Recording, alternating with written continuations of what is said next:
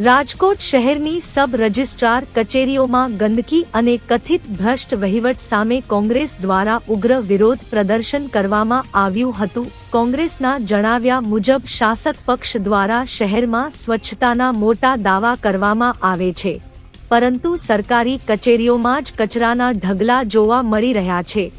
દસ્તાવેજ નોંધણી સહિતના સરકારી કામકાજ માટે દરરોજ મોટી સંખ્યામાં નાગરિકો સબ રજિસ્ટ્રાર કચેરીએ આવતા હોય છે। જો કે કચેરી પરિસરમાં યોગ્ય સફાઈના અભાવે ઠેર ઠેર કચરો, ગંદકી અને દુર્ગંધ જોવા મળતી હોવાનો કોંગ્રેસે આક્ષેપ કર્યો છે।